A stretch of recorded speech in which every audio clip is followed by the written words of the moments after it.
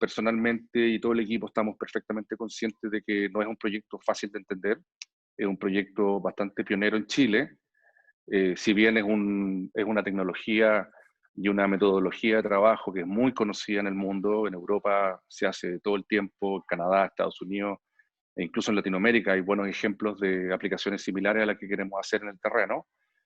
Pero dado que no hay muchos precedentes en Chile, somos los primeros en reconocer de que es perfectamente entendible tener dudas al respecto y yo quiero hacer una distinción y con esto quiero además ofrecer toda la disponibilidad de la empresa para responder y atender cualquiera sea la consulta o la duda que ustedes tengan, porque nosotros estamos perfectamente conscientes de lo que se aprobó fue la evaluación de impactos de un proyecto, pero eso no necesariamente es, como diría yo, una trayectoria suficiente para que la gente entienda el proyecto en sí mismo. Obviamente el Servicio de Evaluación Ambiental lo que evalúa a partir de una propuesta de proyecto son los potenciales impactos ambientales de ese proyecto, pero creemos que es súper necesario eh, acercarse a los vecinos y estar absolutamente disponibles para explicar el proyecto.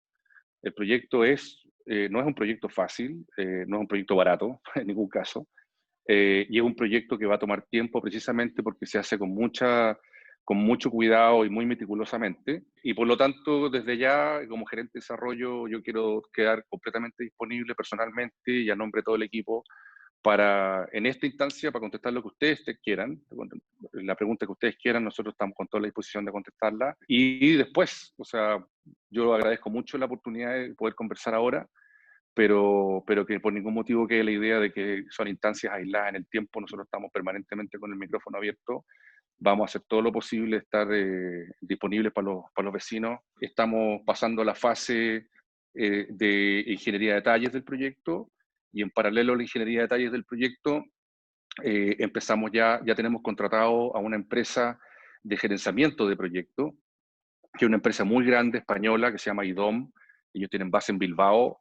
Para los que no conocen la empresa, ellos fueron los responsables de toda la recuperación de la ribera en el río que cruza la ciudad de Bilbao y después además la ejecución del Guggenheim de Bilbao, el centro cultural.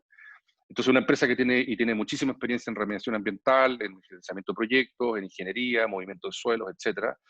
En Chile solamente son más de 300 personas, pero tienen oficinas en todo el mundo, así que tenemos mucha confianza y su especialidad es la dirección y gerenciamiento de proyectos.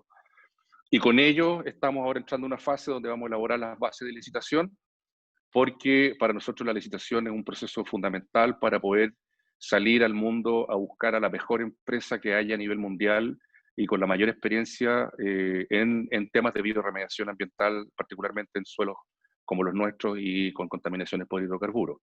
Así que lo primero que quiero transmitir es la confianza de que estamos haciendo los máximos esfuerzos para contar con los mejores, tanto en Chile como a nivel mundial, pero, insisto, nosotros somos los primeros en reconocer que no es un proyecto fácil de entender probablemente, así que abiertas las puertas para responder lo que quieran.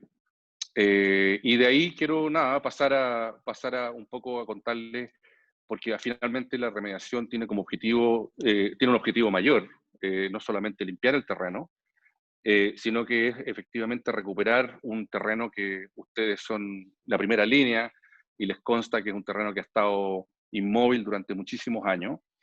Y si uno lo mirara desde vuelo pájaro, desde la altura, no es muy difícil darse cuenta que es un terreno que es bien vital y bien estratégico respecto al resto de la ciudad. Está muy cerca de Santa Inés, es prácticamente la continuación del eje de Libertad, donde ustedes también están asentados. Y a partir de este proyecto, a partir de este terreno, uno se puede dar cuenta que se produce un estrangulamiento en la ciudad de Viña del Mar por lo que respecta de la relación del borde costero con el oriente, Santa Inés en particular, pero además con la parte norte de Viña, Reñaca Alto, Concón, etc. Y por lo tanto, estamos absolutamente claros de que es un terreno donde eh, el crecimiento de la ciudad tiene que reflejarse de la forma más armónica y sensata posible, pero además de ese crecimiento que naturalmente ha venido siempre desde sur a norte, nosotros personalmente queremos o entendemos este lugar como que tiene una enorme responsabilidad de generar una integración territorial que por muchos años ha estado plasmada en Viña, que tiene que ver con las laderas y Santa Inés particularmente con el borde costero. Entonces, un poco yo diría que los principios como fundantes de lo que nosotros queremos hacer como ciudad es precisamente este cruce entre el crecimiento armónico del sur a norte, pero la necesaria integración social, económica y territorial del oriente con el poniente y el borde costero. Así que eso un poco son los dos principios fundantes del proyecto. Yo no me voy a cansar nunca de repetir, y yo entiendo muchas veces las críticas que se le hacen y nos evalúan como un proyecto inmobiliario o un megaproyecto, como se dice muchas veces. Efectivamente el terreno es muy grande y por lo mismo no puede ser, ¿cómo decirlo?, planificado y diseñado como un mero proyecto inmobiliario. Esto para nosotros es una tarea titánica de hacer ciudad. Creemos que si el proyecto se hace bien y se hace de cara a los vecinos y de cara a las autoridades y en un diálogo abierto, podemos transformar en una centralidad importante tanto para el proyecto mismo como para la ciudad que nos rodea. Así que esa es otra certeza que quiero compartirle. Nosotros estamos lejos de tener un proyecto ni diseñado ni aprobado. Yo sé que muchos de ustedes han visto la evolución de nuestro plan maestro, de hecho sigue evolucionando. Nosotros hoy día mismo estamos precisamente revisando constructibilidades, altura, estamos aumentando lo más que se puede el espacio público, pero al final del día hacer ciudad no es lo mismo que construir un proyecto inmobiliario puerta cerrada.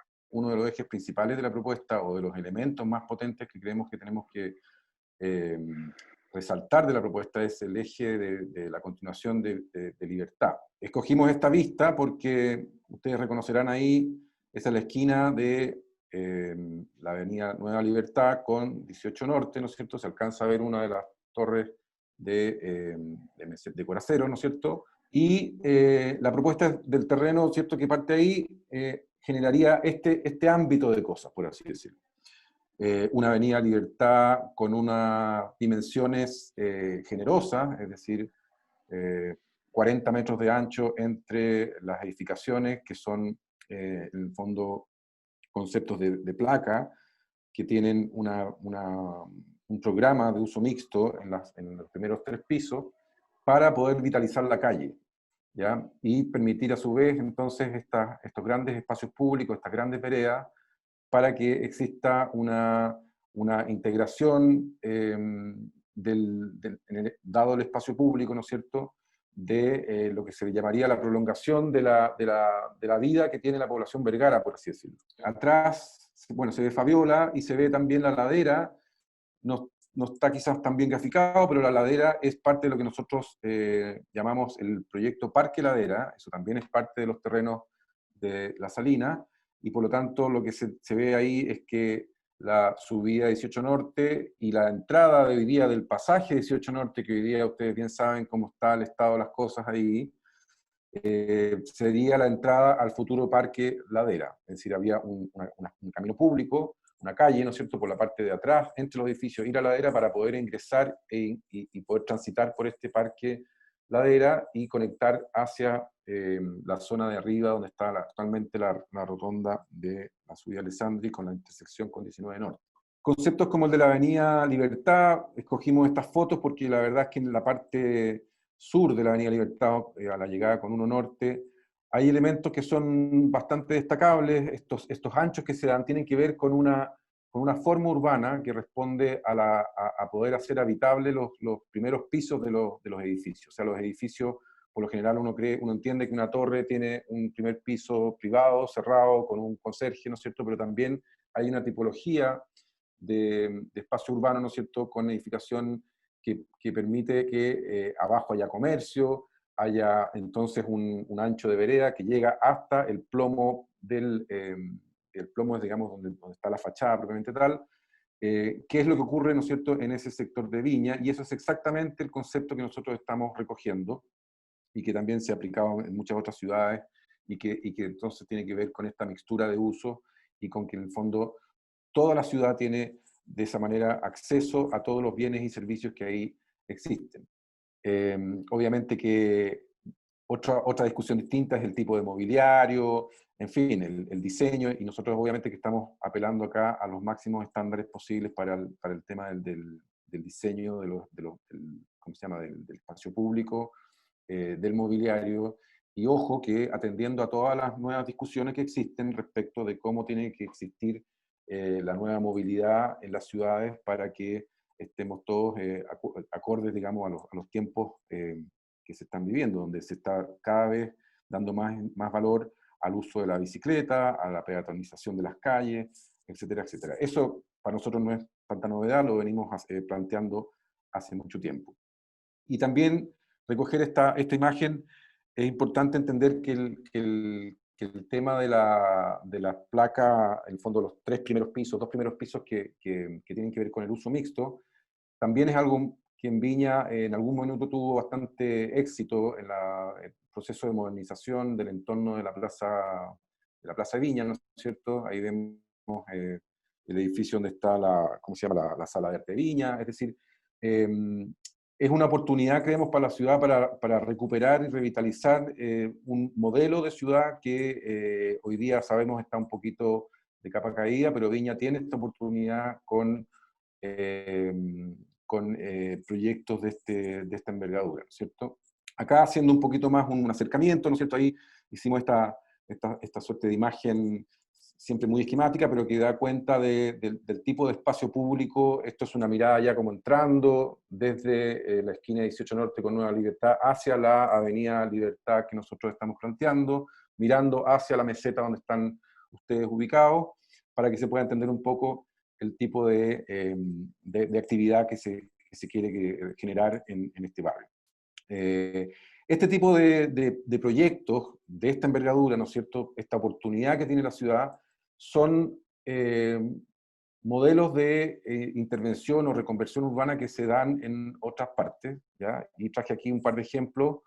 Ahí vemos el distrito Castellana Norte Madrid, es una imagen, una simulación, pero también hay una foto de una cosa que ya está consolidada hoy día, que es el distrito Hafen en Hamburgo, por ejemplo, donde se puede ver entonces cómo se animan estos lugares cuando los atributos de cada ciudad son bien rescatados por el diseño integral de un plan maestro que luego se empieza a desarrollar por partes y de acuerdo digamos, a las visiones que tengan cada arquitecto, etcétera. Pero esta es una invitación en el fondo a ir convocando lo mejor que tenemos hoy día en términos de urbanismo, de arquitectura, de diseño, de gestión también, porque esto activa la gestión que puede haber al interior de las ciudades para actividades de tipo cultural, para el tema económico, para atraer inversiones que vengan a instalar nuevas empresas, etcétera.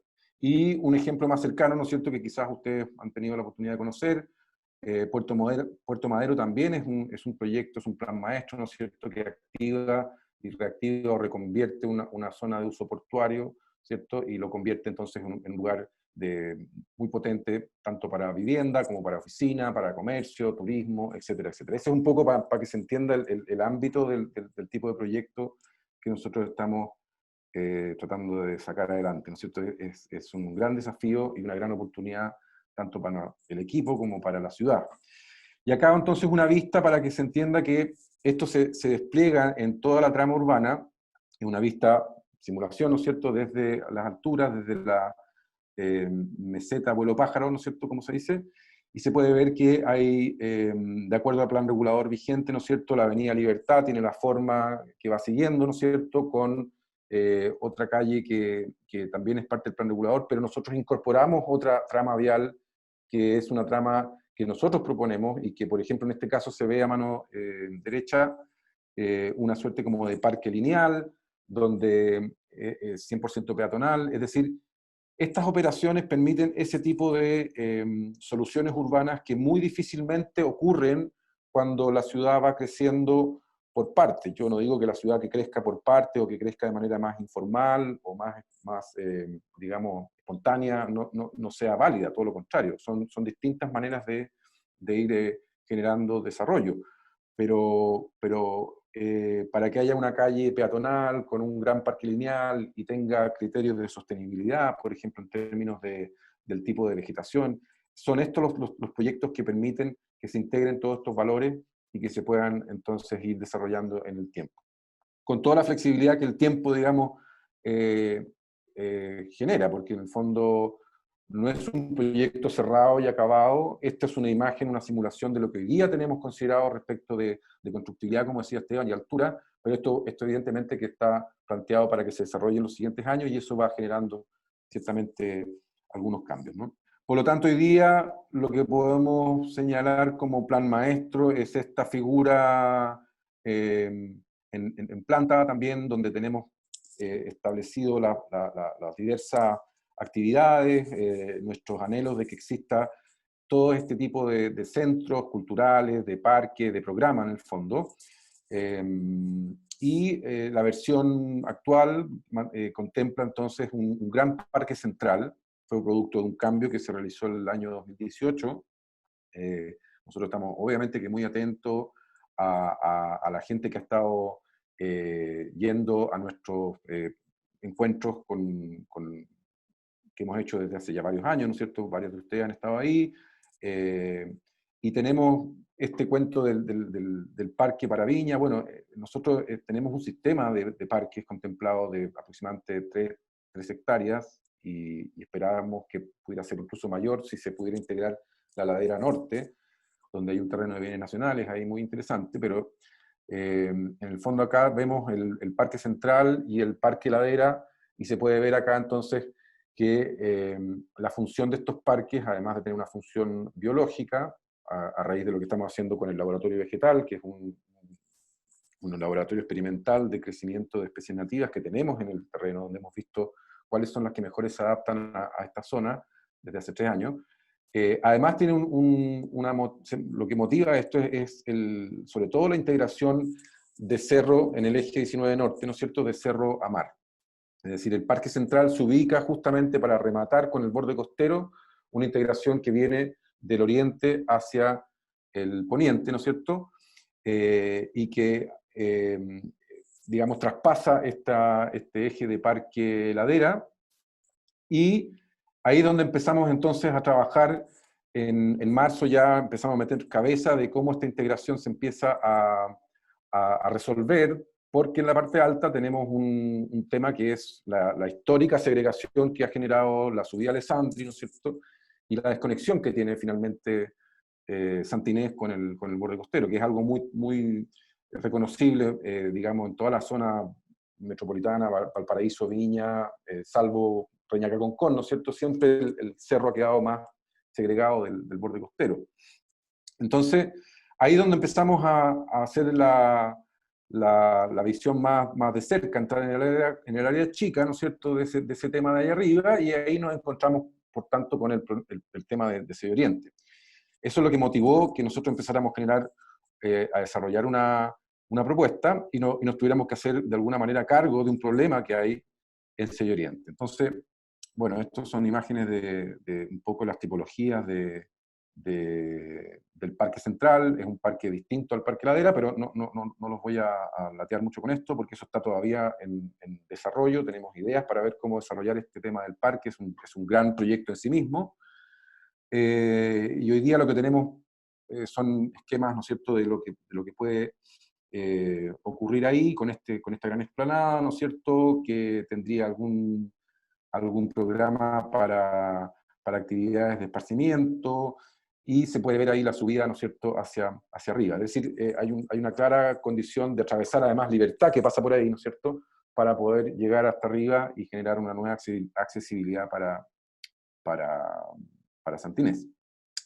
Entonces, ya entrando en el tema bueno, qué es lo que existe hoy día y qué es lo que está proyectado por el Serviu, tenemos, claro, un eje vial importante, un camino internacional, desarrollado desde la época de los 60, ¿no es cierto?, que viene proyectado la integración vial con... Esto es parte del proyecto del Plan Intercomunal de Valparaíso, proyectado el año 65, si no me equivoco, y ustedes sabrán muy bien, ¿no es cierto?, que Meseta Coraceros y 18 Norte, que es la que de alguna manera habilita la Meseta Coracero, es parte de esa lógica, ¿no es cierto?, de desarrollo vial que hasta digamos, los años 90, 2000, se genera como primera parte, digamos, la pasada esta bajo nivel que ustedes conocen, que llega hoy día al líder, ¿cierto?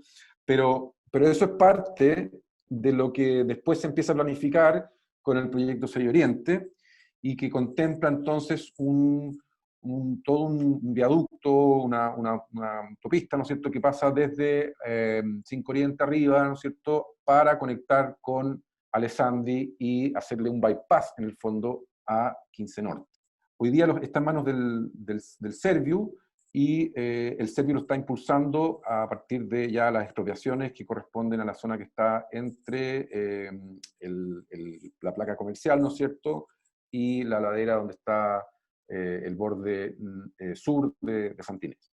La situación existente, ¿no es cierto? Tenemos a Alessandri, que tiene la dirección norte-sur, que ustedes conocen bien, ¿no es cierto? Y la propuesta hace un empalme, ¿no es cierto?, con la situación hoy día de 18 Norte, y con la nueva realidad que viene hace un enlace con Alessandri. Y ese enlace que hace con Alessandri, para aquella pista o aquellos que vienen desde el norte hacia el sur bajando, genera entonces a través de este enlace una trinchera, que es lo que está marcado en negro, ¿no es cierto?, que baja y hasta lograr pasar por debajo de Alessandri y poder empalmar entonces para los vehículos que vayan hacia Viña Oriente. Esa trinchera es la que a nosotros de alguna manera nos complica enormemente en este propósito que veníamos contando, ¿no es cierto?, de integración territorial entre Santinés y Las Salinas, o el barrio de Las Salinas que nosotros estamos proyectando, por cuanto evidentemente nos deja con una especie de murallón, digamos, el cual a nosotros no nos permite poder concretar esta idea de integración territorial. Justamente la integración territorial tiene que ver con resolver lo que históricamente ha sido la brecha que conforma una autopista, y en este caso además se añade una trinchera, que por lo demás también deja con un problema bien complicado a Fabiola, por cuanto Fabiola tiene un acceso vehicular que está justo ahí donde está el límite de la trinchera que propone el Serviu. Ese es un tema evidentemente de Serviu con Fabiola, y Serviu tiene que ver ahí cómo va desarrollando su proyecto, pero respecto de nosotros ya estábamos de alguna manera desarrollando la idea de integración, y la seguimos desarrollando a pesar de este proyecto, y es lo que les venimos a mostrar en esta reunión. ¿Ya? Ahí se ve entonces los flujos que propone esta trinchera, ¿no es cierto? Se ve cómo resuelven el flujo para que suban por Alessandria hacia el norte, y cómo se resuelve a través de la trinchera el flujo norte-sur. Y bueno, y el flujo que agrega entonces, que es el que supongo que les preocupa a ustedes, ¿no es cierto?, que es el flujo que va de oriente a poniente y de poniente a oriente a través de 18 Norte. Si hago ya un zoom, ya llegamos al punto donde está el terreno de la Salina, ¿no es cierto?, colindando con Avenida Alessandri. Esta es la situación actual, donde está la rotonda, ¿no es cierto?, que permite un retorno hacia el norte y la bajada hacia el sur, ¿no es cierto?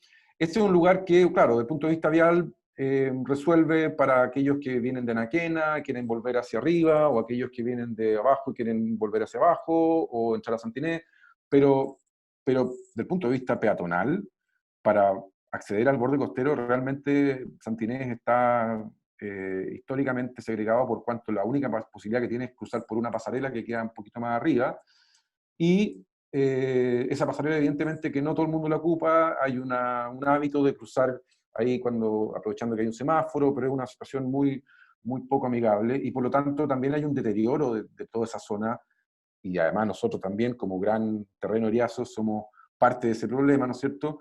Y para qué hablar de la subida 19 Norte. Todo eso entonces nosotros decimos, bueno, es la urbanización de la parte alta que nosotros abordamos con un proyecto. Ustedes ven ahí como unas figuras que son redondas, ¿no es cierto? Esos son los antiguos estanques de agua que se ocupaba para las petroleras. Ahí no había petróleo, había agua. Y esa parte de arriba, eso es en la meseta del terreno que tiene la salina, además está este otro triángulo que se ve ahí, ¿no es cierto? Son los terrenos que nosotros queremos que tengan una vocación pública, porque son el acceso al Parque Ladera y el acceso también al barrio, desde arriba, y por tanto, en esta imagen yo creo que se entiende mejor cuál es el problema de la trinchera, es decir, cómo accedes tú a ese terreno si tienes una trinchera. Bueno, ese acceso y esa urbanización de ese entorno, nosotros la planteamos de esta manera. Primero, salvaguardando la solución ya existente para los vehículos que puedan seguir cumpliendo el objetivo del retorno, pero además generando una solución para que los vehículos, el transporte público, digamos, colectivos, o la misma gente que venga y quiera volver, pero pueda tener un punto para dejar y tomar pasajeros, ¿no es cierto? Porque eso es muy importante entender que un barrio de esta magnitud, de estas características, se le debe permitir el acceso a no solamente la gente que viene de Santiné o que viene desde la población Vergara, sino que también aquellos que vienen desde la zona norte de la ciudad, la parte alta, la zona norte, Reñaca, en fin. Entonces, este es el punto donde se articula todo ese flujo, ¿cierto? Y además se peatonaliza, ahí ustedes pueden ver unos pasos cebra, ¿no es cierto? Porque se semaforiza esta cuestión, pero resolviendo entonces los flujos tanto de autos y como de peatones. Pero además se crea entonces esta suerte como de plaza, ¿no es cierto? Y de gran mirador, y por el otro lado se puede ver entonces una especie de senda, que es la que resuelve el problema de hoy día de que no hay nada construido, digamos, para no estar urbanizada la bajada de 19 Norte. Ustedes dirán, bueno, pero ¿qué pasa con Sello Oriente? Sello Oriente es el Estado de Chile que está impulsando sus políticas de modernización vial, llámese como se quiera. Nosotros no podemos evitar el fondo el que se haga ese proyecto, pero sí decimos que esto es lo que nosotros queremos hacer y que la trinchera nos impide, por lo tanto nos hacemos cargo de esa trinchera, y lo que proponemos nosotros es que en el caso que Sello Oriente siga avanzando con su propósito de materializarse, esa trinchera debería correrse, y no sé si se entiende bien, pero nosotros la corremos a la pista izquierda para los vehículos que van bajando.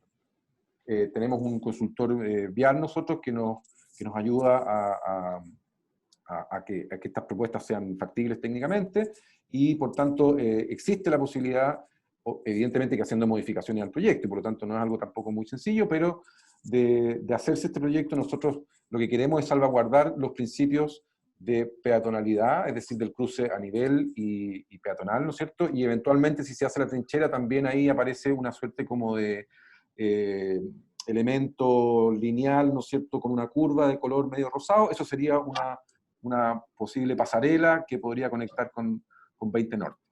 Pero es la alternativa que nosotros finalmente generamos, donde se haga o no se haga Sello Oriente, nosotros hacemos este espacio público que urbaniza esta zona y revierte todos estos problemas que tienen hoy día el sector alto del terreno de la Salina, y que permite integrar entonces los barrios de Santinés con Anaquena, Fabiola, etc. Esta ya es una visión, un renderizado. Obviamente aquí ya estamos hablando de un trabajo mucho más depurado. Acá hay unas oficinas de arquitectura que han trabajado con nosotros en este diseño, en esta propuesta. Se puede ver entonces cómo se habilita una plaza que permite entonces el retorno de los vehículos y todo lo que les mostraba anteriormente, pero además generando un espacio nuevo, un espacio público digno, ¿no es cierto?, con un estándar como el que va a tener la Salina, ¿no es cierto?, y que permite además un acceso para el futuro desarrollo que hagamos en ese terreno que yo les decía que era de los estanques de agua, ¿no es cierto?, que ahí se ve como un eriazo, pero que el día de mañana es donde nosotros queremos levantar un equipamiento urbano de calidad, donde haya, ¿cómo se llama?, programas para la comunidad, servicios de tipo cívico, es decir, un edificio pequeño, pero que tenga sí un programa que permita que haya un desarrollo barrial. Un equipamiento urbano como hay pocos en Chile, pero es más que unas salas, digamos, para la comunidad. Estamos hablando de un lugar que preste servicio, puede ser a lo mejor hemos estado trabajando, buscando, elaborando programas posibles con distintas oficinas públicas que podrían estar ahí instaladas, o un Servipag, o en fin. La idea es que haya un programa ahí que sirva 100% a la comunidad y que permita activar el parque Ladera, porque permita que haya vida en ese lugar, ¿cierto? Además de la que genera el flujo de pasada. Esto entonces se puede visualizar de esta manera, con diversas situaciones, ¿no es cierto? Las que ocurren cuando alguien llega y baja a la playa, o la que ocurre con aquellos que van a ir a este centro cívico comunitario. Es decir, es completamente una visión distinta y renovada de lo que ocurre ahí, ¿no es cierto?, con la aplicación de todos los conocimientos que hemos tenido sobre el tipo de árbol que mejor se da, con el tipo de mobiliario que mejor se da, digamos, que mejor perdura, ¿no es cierto?, con todos los estándares, como yo les decía, pero además con esto que es muy importante, que es la como humanización, por así llamarlo, es decir, que tenga una vida para el peatón este sector. Y eso ha nacido no de motus propios, esto tiene que ver con lo que hemos recogido de todos los talleres que hemos tenido de trabajo. Trabajamos en talleres muy interesantes que se llamaron la Mesa Técnica Santa Inés. Tenemos como de alguna manera ya la oportunidad de devolver un poco a la comunidad ideas que han salido de la comunidad. Entonces, es muy bueno esto de poder estar presentándolas porque son ideas que creemos que tienen que ver con los anhelos y la visión de la comunidad que quiere tener un barrio más amigable, más caminable y con espacios públicos seguros, de calidad, y que puedan además conectar o generar nuevos accesos a un bien tan importante como es el borde costero. Eso finalmente se complementa, y con esto ya voy terminando, con la bajada. Pues la bajada de 19 Norte, ahí entonces es el punto donde se conectaría, hoy día ese es el punto donde llega en la escalera, que no sé si ustedes conocerán, pero ahí hay una escalera muy, muy difícil existente, que llega a empalmar con la zona donde está la rotonda actualmente, muy cerca de la rotonda. Bueno, con el nuevo espacio público que se proyecta en la parte alta, tendríamos entonces una bajada que fue proyectada para generar la mejor accesibilidad, la más cómoda accesibilidad, ya sea de subida o de bajada, ¿no es cierto?, para la gente que vaya al barrio Las Salinas o a la playa, según sea el caso. Estas son las imágenes de la situación actual. Ustedes pueden ver que cuando hablamos de un lugar abandonado, quizás 19 Norte es el mejor ejemplo de eso. Acá no concurre ni el municipio, ni nadie, porque pareciera ser que es un espacio que no tiene ninguna importancia. Sin embargo, nosotros hemos medido la cantidad de flujo que tiene esto. Es importante para la gente que va a tomar locomoción colectiva, por ejemplo, diariamente hay un flujo bastante activo de gente, pero, ¿para qué decir en verano? Pues, o sea, en verano mucha gente que va a la playa, ¿no es cierto? Es un borde costero que está habilitado hace no mucho, pero que ha tenido mucho, mucho éxito. Es un espacio importante el que está ahí en la playa Los Marineros, Jorge Montt, y evidentemente que la gente baja, aunque las condiciones sean estas, y por lo tanto nosotros cambiamos completamente esta situación, que además en invierno genera un problema mayor. Cuando llueve fuerte hay un tema hidráulico muy, muy complejo, y el proyecto que nosotros estamos proponiendo se hace cargo no solamente del tema del diseño sobre la superficie, sino que de toda la ingeniería y de todo lo que tiene que hacerse, digamos, para que esta cuestión, que es histórica, ¿no es cierto?, se resuelva y no vuelva a pasar algo como esto. Entonces, la idea es esta cinta, ¿no es cierto?, esta bajada, lo que pretende, ¿no es cierto?, es generar una pendiente cómoda para que pueda tener accesibilidad universal, ¿no es cierto?, y vaya bajando por esto que finalmente es lo que llamamos el parque ladera, es decir, tenga una doble función. Por un lado, la accesibilidad, es decir, que uno pueda bajar y pueda bajar rápido, entonces también tiene como unas escaleras que van conectando esta plataforma para quien quiera evitar estas curvas, ¿no es cierto?, y pueda bajar rápidamente a tomar la micro, etcétera. Pero también tiene la condición de contemplación del paisaje, porque el paisaje lo queremos recuperar la ladera, ya lo estamos haciendo de hecho, hemos estado haciendo unas limpiezas y hemos estado viendo cuáles son las mejores especies, trabajo que quedó pausado, digamos, este invierno por razones obvias, pero queremos recuperar la ladera con las especies nativas que mejor se dan ahí. También hay algunas especies introducidas, que son las que históricamente estuvieron ahí en el sector. No sé, hay unos pinos muy bonitos, hay unas higueras, pero bueno, ahí los paisajistas son los que saben. Estas son las visualizaciones entonces de esta bajada, y ahí entonces se puede apreciar un poco cómo este paisaje que es un paisaje propio de la zona costera, ¿no es cierto? Se puede dar, existe una noción de que los parques en las ciudades tienen que priorizar las especies nativas, son aquellas que requieren menos mantención. El tema de la ciudad jardín, y ahí hay un gran tema para Viña, ¿no es cierto?, que es que cuánto le sale a la ciudad mantener un cierto tipo de especie, y nosotros lo que queremos es cambiar ciertos paradigmas. Por eso hemos estado haciendo el laboratorio vegetal, porque queremos ver, en el fondo, que se puede tener una ciudad, más que una ciudad jardín, una ciudad parque, ¿no es cierto?, pero que no tenga que ver con contratos millonarios a empresas que tienen que estar pasando el riego, ¿no es cierto?, o que tienen que estar proveyendo de especies introducidas, sino que con especies que van generando una biodiversidad que ayuda, entre otras cosas, ¿no es cierto?, a mantener ciertos corredores biológicos. Este sector, ¿no es cierto?, la salina, está rodeado de pulmones verdes importantes, como el Fondo Naval, el mismo Parque Sausalito, el eje de Libertad, que conecta con, ¿cómo se llama?, con la Quinta Vergara. Es decir, Viña evidentemente es una ciudad que tiene unos atributos paisajísticos enormes, pero que tiene que ver con ciertas cosas que quizás no se han estudiado, y nosotros estamos profundamente abocados a estudiarlas. Y el resultado en términos de diseño es este. O sea, aquí trabajamos con los paisajistas que recogen todos estos conocimientos.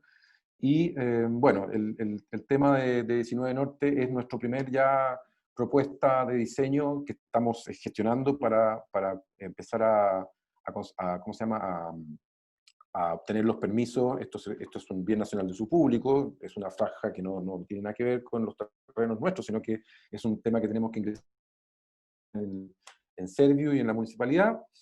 Y finalmente, cuando uno llega abajo, ¿no es cierto?, estas son la llegada, ¿no es cierto?, en el encuentro que tiene la bajada, o que tendrá la bajada con la avenida Libertad, ¿no es cierto? Ahí tenemos una imagen de cómo esto se vería en la noche. Es un espacio público completamente activado. Yo imagino que, claro, es difícil quizás imaginar un cambio tan rotundo pensando que ahí hay un eriazo y quieren mandar por ahí, pero si entendemos que este es un barrio que está activado, me refiero al barrio La Salina, evidentemente que ese es es una especie de vialidad peatonal activa que se puede mantener y que puede funcionar de lo más bien proyectada en el tiempo, evidentemente. Así que eso tiene que ver entonces con el tema de 6 Oriente, el tema de 19 Norte. Son dos proyectos, pero que en el fondo son una sola cosa, que es lo que estamos impulsando en este momento. Y bueno, eso es para terminar, para cerrar, para que se entienda entonces, estos dos proyectos que encaran el tema de 6 Oriente es lo que estamos impulsando ahora. El tema de la propuesta del Plan Maestro Urbano es algo que estamos empezando a través de estas imágenes, las anteriores que les mostré a ustedes, de Libertad, qué sé yo, estamos empezando también a conversar con la comunidad, pero esto ya es una propuesta más, ¿cómo se llama?, más sólida, porque como les decía en un minuto, ya recoge situaciones que hemos tenido de conversaciones con la comunidad.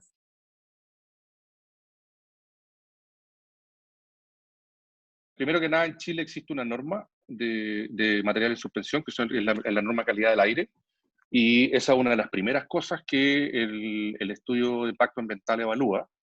Y obviamente lo que significa todo lo que es el movimiento de tierra, excavaciones, etcétera, tiene que cumplir rigurosamente con esa ley. Por lo tanto, la primera garantía que da cuando un proyecto de evaluación ambiental es aprobado por las agencias ambientales chilenas y por la ley 20.300 es que todo lo que se vaya a realizar en el terreno cumpla exactamente con la normativa. Nosotros lo que tenemos es fundamentalmente arena, y es arena gruesa, es la misma arena que está en la playa, por lo tanto tiene poca, como por decirlo así, poca volatilidad, pero de todas maneras nosotros hicimos todas las modelaciones que se hacen respecto a la granulometría de la tierra que hay o la arena que está en el terreno, y se evalúan contra las actividades de excavación y movimiento de tierra que se hacen para precisamente anticipar cuáles son el nivel de suspensión que se puede producir, y eso se mitiga porque toda la operación es húmeda. Nosotros, todo lo que son los caminos y las zonas de excavación y faena están permanentemente siendo humectadas con sistemas de riego. Así que eso por un lado, y después una vez que tú ya tienes las arenas acopiadas, las arenas acopiadas y particularmente las biopilas se encapsulan en forma impermeable. Por lo tanto, tampoco tienes polvo en suspensión o emanaciones por parte de esas potenciales partículas.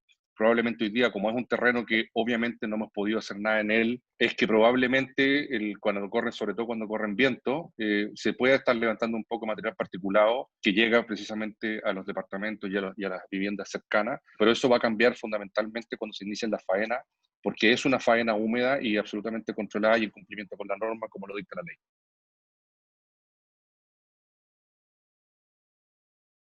Como el proyecto es tan grande, las mitigaciones viales y los dineros asociados a las mitigaciones viales también son grandes.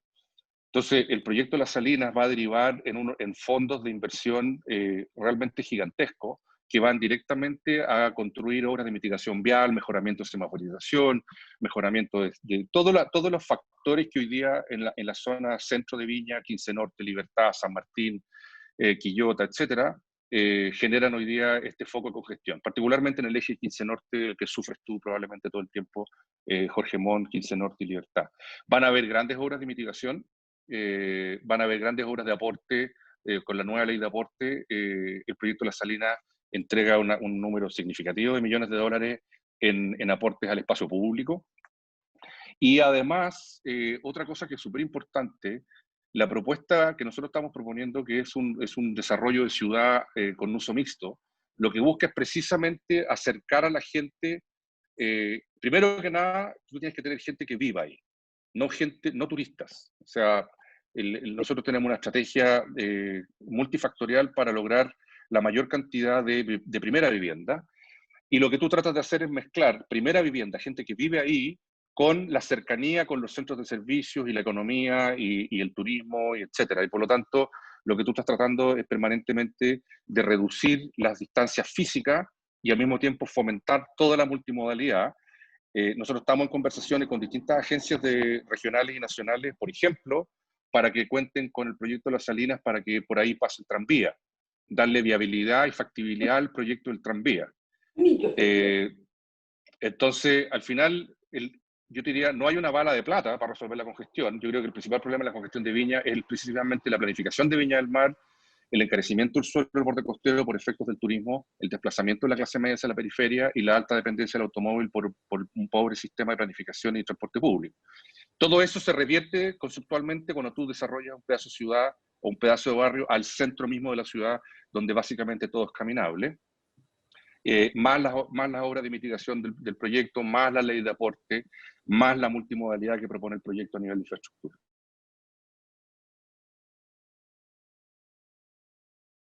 Todas las bacterias están en un lugar porque están adaptadas a las condiciones de ese lugar. En particular en el terreno tenemos bacterias que están adaptadas a que su alimento es el hidrocarburo. El hidrocarburo es un compuesto de origen vegetal, ¿no es cierto? Y estas bacterias ¿cómo se llama? La consumen y lo que botan es básicamente, creo que es dióxido de carbono o anhídrido carbónico, lo que nosotros botamos cuando respiramos, y oxígeno. Entonces, nosotros tenemos una serie de bacterias, pero el terreno, como es arena, es súper pobre en bacterias. Esas bacterias que están lentamente comiéndose el hidrocarburo que está en el terreno, pero si nosotros no hiciéramos absolutamente nada, quizás en 150 años el terreno estaría limpio. ¿Te fijas? Y como nosotros tenemos, y la ciudad tiene plazos acotados para desarrollar estos terrenos, lo que tú haces, tú dices, bueno, primero que nada, estudio las bacterias. Nosotros las estudiamos, hemos tomado 25 millones de muestras, se las llevamos al laboratorio de la Universidad de Santa María. La Universidad de Santa María es de las pocas universidades en el mundo que ha sacado el genoma completo, que es una tecnología que los seres humanos venimos haciendo hace muy poco tiempo, y le sacaron el genoma completo a las 3 familias de bacterias predominantes que hay en el terreno. ¿Ya? Entonces, lo primero que hizo la Santa María fue estudiar las bacterias, ver cuáles son sus características, porque hay de las 3 familias, creo que pueden haber 4 o 5 más, pero de esa familia hay una en particular, o 2, que están acostumbradas a comer hidrocarburos, pero además las bacterias viven como en comunidad, y hay otras bacterias que, por ejemplo, le suministran vitamina a las bacterias que comen hidrocarburos. Entonces hay un ecosistema bacteriano, o lo que se llama la microbiota en el terreno, que está adaptado a esa condición. Es un terreno de arena, es un terreno que tiene hidrocarburos, es un terreno que tiene poca capacidad biológica, o sea, tiene poco material orgánico, es básicamente el cuarzo, la arena, ¿no es cierto? La misma en la playa. Entonces, ¿qué es lo que plantea el proyecto? Primero, sabemos cuáles son las bacterias, le sacamos el genoma completo, cumplen con el grado 1 de seguridad, de bioseguridad del Ministerio de Ciencia y Tecnología y del Ministerio de Salud. O sea, se demostró a través de laboratorio y análisis genómicos, no sé si la palabra dice algo, pero es un estudio realmente importante que de hecho fue publicado en un montón de papers científicos en todo el mundo. La gente de la Santa María ha dado la vuelta al mundo con estos estudios. ¿Por qué? Porque determinaron, uno, que no son patógenas, que es fundamental, y dos, que tienen capacidad de degradar hidrocarburos a una mayor velocidad si tienen las condiciones correctas. Entonces, y ahí viene el centro del proyecto ambiental, que yo creo que es difícil de explicar, pero espero hacerlo lo más simple posible. Tú lo primero que haces es que tú tratas de estimular estas bacterias para que aumenten su metabolismo y coman más rápido el hidrocarburo. Entonces, la primera fase es lo que se llama estimulación. Entonces, nosotros lo que vamos a agregar es compost. Compost como el que cualquiera compra en el supermercado para poner en una huerta. Ese compost lo que hace es agregar una cantidad de material biológico que la arena hoy día no tiene, y con eso tú le aumentas la capacidad de aumentar el metabolismo, estas bacterias se activan y empiezan a comer más rápido. Si es que no llegan a tener velocidades de degradación en los tiempos correctos o en los tiempos que uno plantea, la segunda etapa es bioestimulación. ¿Y con qué se hace la bioestimulación? Las mismas bacterias que están en el terreno se llevan a un laboratorio y se multiplican en las condiciones del laboratorio correctas. O sea, es lo que se llama un bioreactor, que se usa en todos los proyectos de bioremediación. Pero aquí lo importante es que jamás, por ningún motivo, nosotros usaríamos bacterias que son patógenas al ser humano. Por eso que hicimos todos estos estudios durante los años, primero para despejar esa variable. Y aquí voy a hablar de algo que es, y aquí han habido unas mentiras espantosas. Por ejemplo, dicen estas bacterias son resistentes a los antibióticos. Efectivamente, si tú tienes una bacteria patógena, primero que nada, la mayoría de las bacterias son resistentes a los antibióticos. ¿Por qué? Porque las bacterias viven en ambientes naturales, donde no hay antibióticos. Si tú vas, por ejemplo, a las bacterias, estudias las bacterias intrahospitalarias, que son las más peligrosas. ¿Por qué son peligrosas? Primero porque hay efectivamente cepas que son patógenas, pero además es un ambiente que está lleno de antibióticos y por lo tanto se acostumbran a resistir esos antibióticos y después cuando infectan a las personas no tienes cómo tratarlo y se desata una enfermedad. En el caso de las bacterias que están en ambientes naturales, generalmente es lo contrario. Tienen resistencia por características genéticas, pero ser resistente a un antibiótico no tiene nada que ver con que sean patógenas. Hay muchas bacterias, miles, que son resistentes al antibiótico y que no son patógenas. Nosotros en el terreno, ahora me acuerdo, hay como 50 cepas de bacterias. ¿Dónde estuvo la gran duda que se instaló, a mi juicio, bien maliciosamente, tratando de acusarnos de... Literalmente nos están acusando de asesinar gente si nosotros estuviéramos usando bacterias patógenas, porque hay un género de bacterias, una de las tantas bacterias que encontramos en el terreno y otras que encontramos en la boca de la Concagua, donde también ha habido contaminaciones históricas de hidrocarburos y por eso que hay bacterias que están acostumbradas a comer hidrocarburos, que es la Acinetobacter, famosa. Salió en los diarios y se armó toda una película. La Acinetobacter es un género. Y dentro de ese género hay como 50 cepas, de las cuales efectivamente hay 1 o 2 que son patógenas y son muy peligrosas. ¿Ya? Es como decirte, mira, los felinos son todos asesinos. Y resulta que un tigre de Bengala no es lo mismo que un gato de chalet. ¿Te fijas? Entonces, hay que hacer esa distinción, y esto es una de las cosas que son complejas de comunicar por los medios o incluso en un proyecto de evaluación ambiental. Entonces, nosotros tenemos, primero, la certeza científica y genómica de que las bacterias no son patógenas. Segundo, son la segunda o tercera herramienta para acelerar la degradación de hidrocarburos. Nosotros creemos que vamos a tener mucho más éxito con el compost que tratando de aumentar la cantidad de bacterias que degradan. ¿Te fijas? Y tercero, que es otra cosa súper importante, ellos dicen, mira, van a usar bacterias patógenas y van a contaminar a la población porque estas bacterias van a volar y van a caer en tu casa, en tu departamento, o en el hospital o donde sea. Lo que te decía al principio, las bacterias, como nosotros mismos, como seres, como animales vivos, estamos directamente adaptados al entorno en el cual crecemos, de lo que nos alimentamos, del aire que respiramos. Yo te saco a ti, tú puedes ser un asesino en serie, y yo te pongo en Marte y tú te mueres igual, por muy mala que seas, ¿te fijas? Las bacterias que nosotros eventualmente vamos a usar están adaptadas milimétricamente al ecosistema en el cual viven.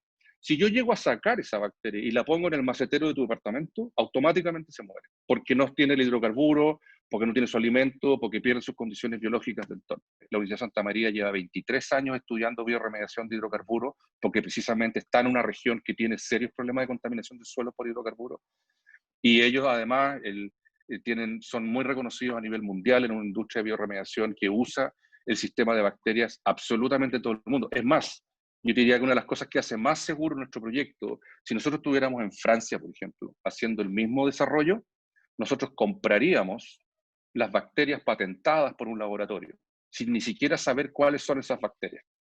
En Europa te venden un producto, como quien va a una farmacia y se compra una aspirina. Acá lo que nosotros dijimos es vamos a usar precisamente las bacterias que solamente están en el terreno, en ninguna otra parte, y solamente aquellas que han demostrado que se alimentan bien de los hidrocarburos.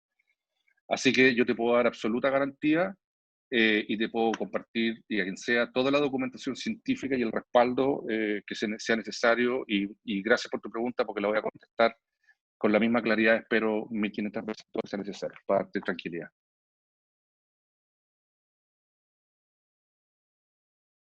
Uno es el proyecto ambiental, que tiene obviamente una circulación de camiones y maquinaria que por lo demás es muy baja, precisamente porque los límites de material particulado tienen que ser muy bajos. En un terreno de 16 hectáreas nosotros vamos a tener a lo más 2 retroexcavadoras funcionando en simultáneo y 2 camiones de media tolva. No va a ser un gran movimiento de tierra. Yo diría que más bien un movimiento de tierra, por decirlo de una forma, como con cuchara, y por eso que demora 5 años. Si nosotros pudiéramos meter retroexcavadoras mineras, podríamos terminar esto en 6 meses, pero precisamente ahí se levantarían todos los polvos. El otro proyecto es el proyecto de desarrollo urbano, la construcción inmobiliaria. Nosotros tenemos y fuimos uno de los primeros proyectos en Chile que logró aprobar lo que se llama un estudio de impacto vial unificado, un ACE2 global, marco, para todo el proyecto. En general, ¿qué es lo que hacen las empresas inmobiliarias? A mi juicio, a veces medio tramposamente, como que fraccionan el proyecto en pequeños manzanas o por edificio, y van sacando estudios de impacto vial limitados a cada edificio. Es más, no sé si ustedes saben, pero uno de los trucos, entre comillas, de la mayoría de los edificios inmobiliarios es que los estudios de impacto vial se hacen sobre proyectos que tengan más de 250 estacionamientos en subterráneo. ¿Qué es lo que hacen los desarrollos inmobiliarios? Diseñan un edificio con 249 estacionamientos. Y por lo tanto se saltan el estudio de mitigación vial. Nosotros lo que hicimos fue exactamente lo contrario. Nosotros calculamos todo lo que la normativa chilena nos exige en términos de la constructibilidad y la cantidad de estacionamiento y por lo tanto la cantidad, entre comillas, de vehículos, y se hizo un estudio de impacto vial completo para el proyecto Las Salinas. Ojo, y esto es en las primeras versiones de constructibilidad, cuando el proyecto estaba en torno a los 400.000 metros cuadrados, el terreno de Las Salinas, de acuerdo a la normativa urbana, permite una constructibilidad máxima de hasta 600.000 metros cuadrados, porque es muy grande. Nosotros estamos dejando de construir el máximo permitido por la ley, entre otras cosas para bajar la constructibilidad y reducir la cantidad de vehículos, además de que creemos que va a ser un barrio más bien caminable y estamos haciendo todos los diseños de infraestructura para hacerlo lo más incómodo posible andar en auto. De hecho, va a estar prohibido estacionarse en superficie, por ejemplo. Y hoy día estamos de nuevo estudiando el plan maestro en varias iteraciones y hoy día estamos por debajo de los 350.000 metros cuadrados. O sea, estamos casi a la mitad de lo que realmente la constructibilidad de la norma nos permitiría. Y yo creo que eso es una estrategia importante para reducir cuantitativamente la cantidad de vehículos que por norma se calculan en un proyecto como este.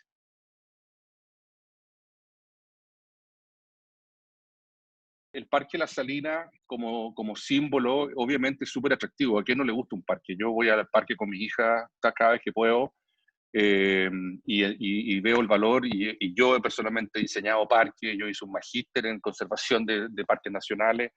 Así que nadie más que yo convencido del valor que tienen las grandes áreas vegetadas para las ciudades, sobre todo cuando están en el interior de las ciudades.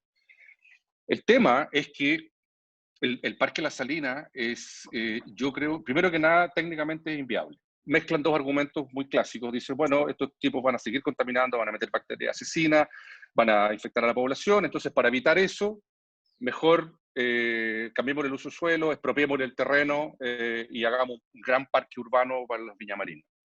Ese terreno está contaminado, primero que nada. ellos plantean el parque no solamente como un área de recreación para los viñamarinos, que suena obviamente muy atractivo, sino que además lo plantean como una solución a la contaminación.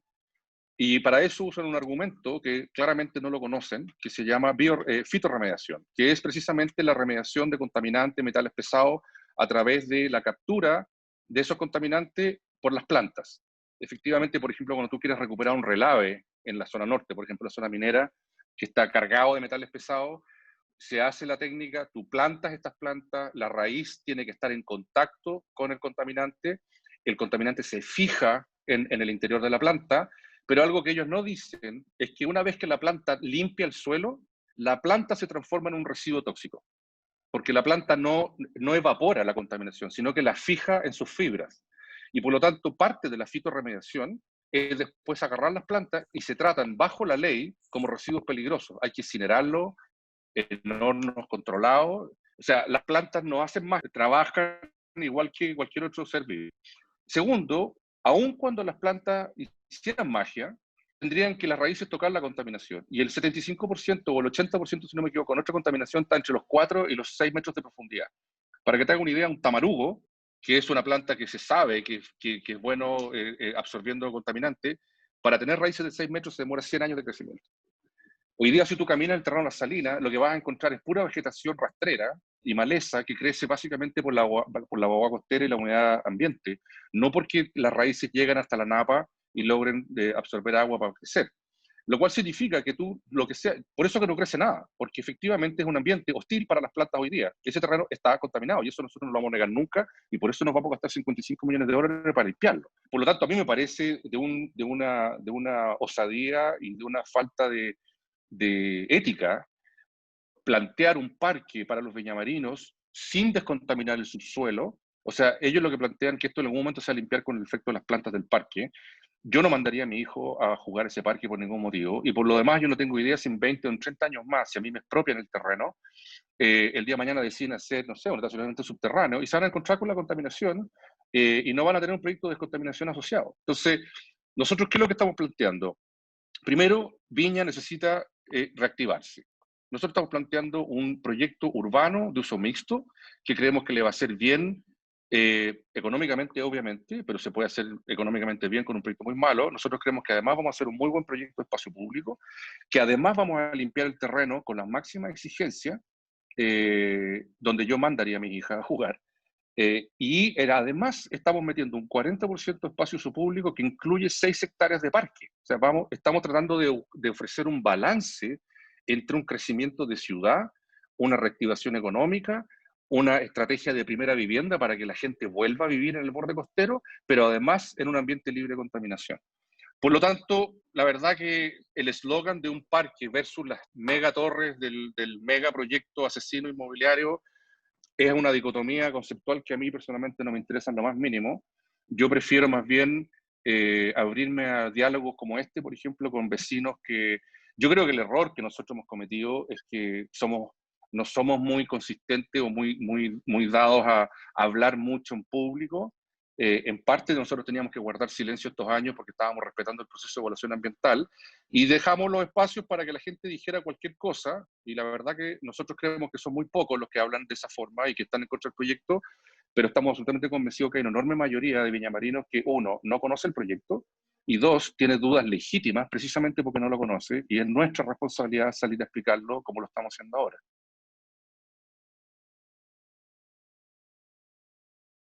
Primero, las construcciones no sabemos cómo, en términos de diseño, no sabemos cómo van a ser porque, y esto de nuevo es difícil explicarlo porque todo el mundo cree que esto es un proyecto inmobiliario cualquiera y es primero un proyecto urbano y después van a haber desarrollos inmobiliarios en cada una de las manzanas, y para cada manzana, precisamente como lo que queremos es una ciudad heterogénea, un poco como la misma población Vergara, donde hay edificios, están los Eskenazi, hay una diversidad de estilos y diseños que yo creo que le da la riqueza arquitectónica que Viña siempre ha tenido.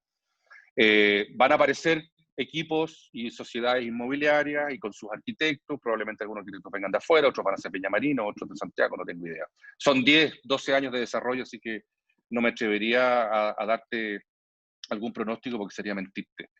Lo que yo creo que tú primero que nosotros uno de los cambios importantes que estamos haciendo precisamente en estos días es que nos dimos cuenta que y espero que esto se entienda, la forma de los edificios de alguna forma responde o está condicionada por el modelo de negocios que tiene la inmobiliaria.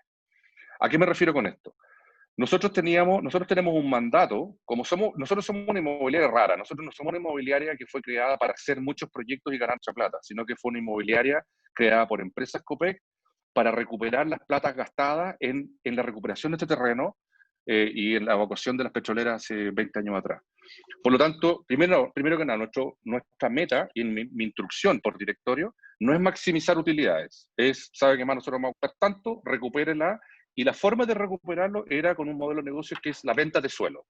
¿Qué significa eso? Nosotros vamos a limpiar el terreno, vamos a subdividir el paño, vamos a urbanizar el espacio público y vamos a vender lotes privados.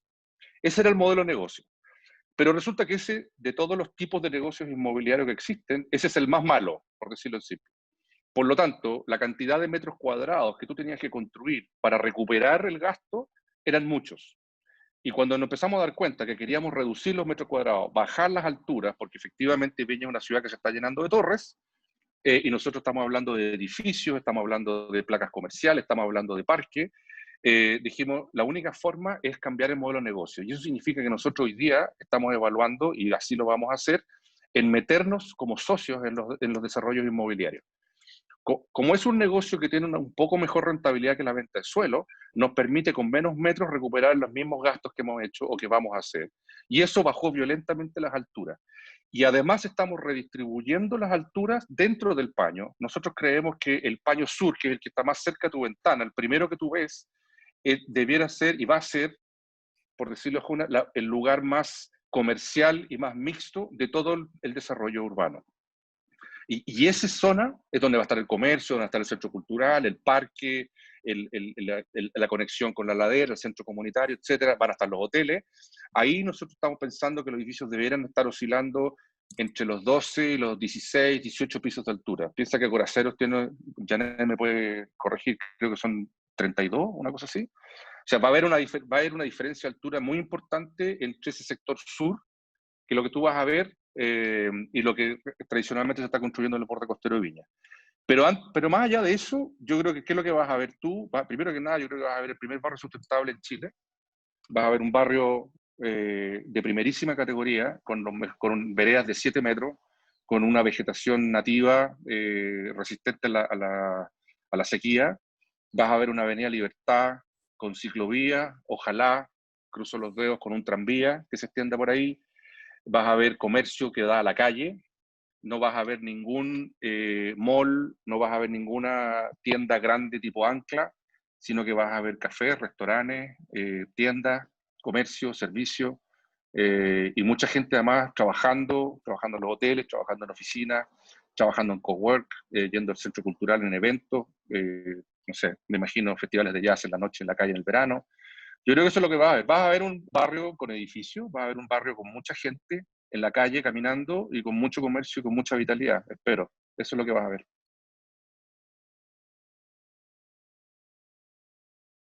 La eficiencia y la seguridad del proyecto atentan contra las velocidades. Precisamente una de las cosas que uno baja para precisamente contener potenciales impactos y riesgos es precisamente la velocidad. Solamente por poner un ejemplo, cuando nosotros excavemos y lleguemos abajo, donde está la mayor concentración de contaminantes, nosotros no podemos excavar más de 10 por 10 metros, o sea, 100, a cada 100 metros cuadrados, porque está modelado que la cantidad de volatilización de esos hidrocarburos en esa cantidad de superficie cumple con la normativa de aire. Si nosotros abusáramos de la tecnología y le diéramos prioridad a los plazos, podríamos excavar grandes cantidades de superficie, pero la volatilización que se produciría superaría la norma y los primeros afectados son ustedes. Entonces, la seguridad es la que te condiciona las velocidades. Ahora, dicho eso, ustedes van a ser los primeros beneficiados con el crecimiento secuencial de este proyecto, porque el primer paño, de acuerdo al estudio de impacto ambiental, que se va a limpiar, es el paño sur, que es vecino a Coracero y Meseta y Mare Nostrum. Y ese paño, una vez que nosotros lo tengamos limpio, vamos inmediatamente a empezar el desarrollo inmobiliario mientras limpiamos el paño norte. Eso significa que nosotros vamos a adjudicar a la empresa que va a ejecutar la limpieza en el segundo semestre del próximo año. O sea, falta todavía un año para empezar faenas. Entre medio, como dije, hay que hacer licitaciones, hay que hacer ingeniería, hay que hacer un montón de cosas, pero que son más bien invisibles. Pero la faena propiamente tal va a partir el segundo semestre del próximo año, y el Paño Sur se debiera demorar 2 años a 2 años y medio en estar listo. O sea, ustedes debieran empezar a ver actividades de construcción a partir de esta conversación, yo diría entre unos 3 años y medio o 4 años más. Y de ahí, una vez partiendo eso, tenemos 10, no sé, 12 años para el desarrollo completo de un barrio completo funcionando.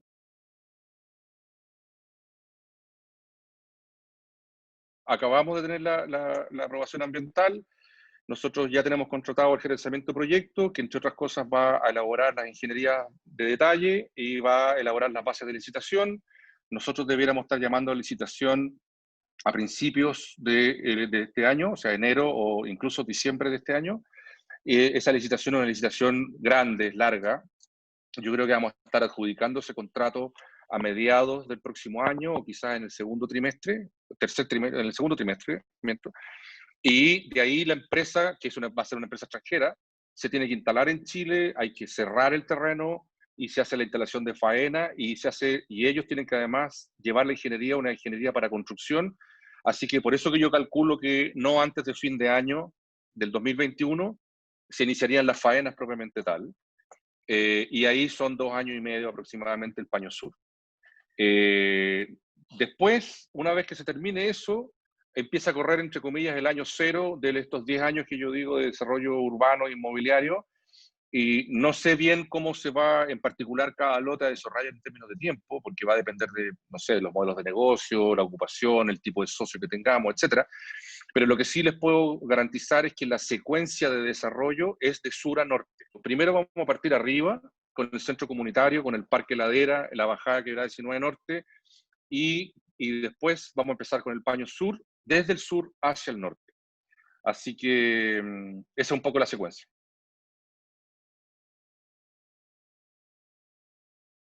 El proyecto Se Oriente se diseñó cuando no existía ni siquiera la idea de un proyecto inmobiliario. De hecho, el proyecto Se Oriente es de la época en que estaban las petroleras operando.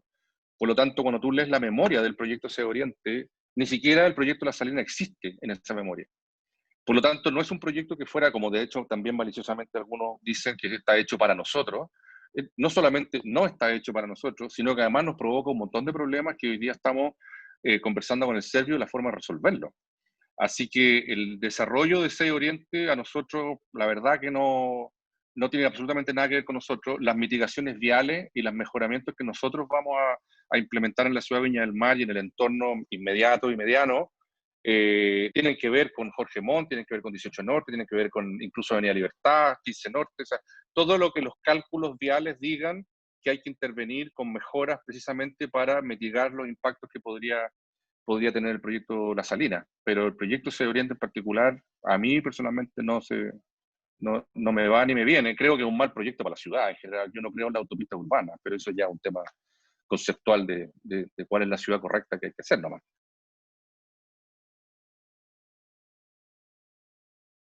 Ojalá pudiera prometer que vamos a construir y diseñar los edificios más lindos y con los mejores arquitectos que podamos, pero sería entrar en una discusión incluso subjetiva de qué es lo que es la belleza. Yo personalmente, a ver, yo creo que los edificios y las alturas y la densidad son instrumentos necesarios para hacer ciudades más compactas, para hacer ciudades más mixtas. El otro día escuchaba, no sé si ustedes lo escucharon, al padre Felipe Berrío. Padre Felipe Berrío decía que cuando tú disminuyes o limitas las alturas en los centros urbanos, lo primero que creas son campamentos en la periferia. Eso es cierto. O sea, cuando tú bajas las alturas, al haber menos constructibilidad, sube el precio del suelo y eso desplaza a la clase media y a las clases con menos recursos, y eso termina por expandir las ciudades, empeora la calidad del transporte público, aumenta la dependencia del automóvil y finalmente empeora la calidad de vida en general. Si tú te vas a las mejores ciudades del mundo, yo personalmente viví en Vancouver, una ciudad que pelea siempre en los 3 primeros lugares, o te vas a Rotterdam, o te vas a Copenhague, o te vas, qué sé yo, a Oslo, o el mismo Nueva York. Son ciudades que tienen mucha altura en su centro y que hoy día están reconvirtiendo los usos de suelo urbano precisamente para que la gente vuelva a vivir en estas densidades, en estos edificios, porque están más cerca y generalmente la gente termina incluso dejando el auto, porque es más fácil andar en transporte colectivo o caminar. Entonces, yo creo que hablar de altura y contaminación visual, no sé si hago esa relación en forma tan directa. Yo más bien voy a ser súper honesto. Yo creo que la altura de los edificios es una externalidad negativa, tolerable y necesaria en virtud de aumentar las densidades y acercar a las personas al lugar donde trabajan y donde se relacionan en sociedad y por lo tanto en lograr una mejor ciudad y una mejor calidad de vida. El mismo conjunto de edificios que hay en Coracero, que son varios edificios y algunos se bloquearán las vistas a otros, pero en el conjunto y la calidad de vida de vivir ahí donde están, a 2 cuadras, 1 cuadra del mar, creo que sobrepasa con creces las virtudes respecto de quizás los aspectos negativos que pueda significar la altura en un edificio. Las ciudades tienen que lograr una densidad equilibrada. Creo que lo que se hizo en la Estación Central en Santiago o estos guetos verticales que se están haciendo en construcción es absolutamente inaceptable, porque precisamente lo que hacen es maximizar el negocio inmobiliario y destruye la calidad de vida de los habitantes que dependen de estas mega construcciones con pésimas calidades constructivas y de diseño. Pero nosotros tenemos la firme convicción de que vamos a hacer un muy buen proyecto urbano, un proyecto emblemático. Queremos hacer un proyecto que tiene estrategias muy sólidas de sustentabilidad. Estamos ya investigando la electromovilidad completa para el proyecto. Estamos investigando, por ejemplo, tecnologías en madera para construcción en altura, cosa que no se ha hecho jamás en Chile, en Sudamérica. Y hoy día la tecnología está disponible, así que queremos tener el mejor centro cultural de Viña en la mitad de un parque de 2 hectáreas abierto 100% a la comunidad. Así que yo espero que los viñamarinos cuando caminen por la calle y disfruten el parque y vayan al centro cultural, lo que menos les preocupe es cuántos pisos tiene el edificio que tiene al borde de la calle, sino que la calidad de espacio público que el barrio pretende entregarle.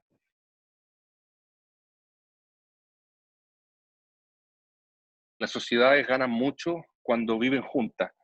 Y la integración social es una herramienta, creo que es fundamental.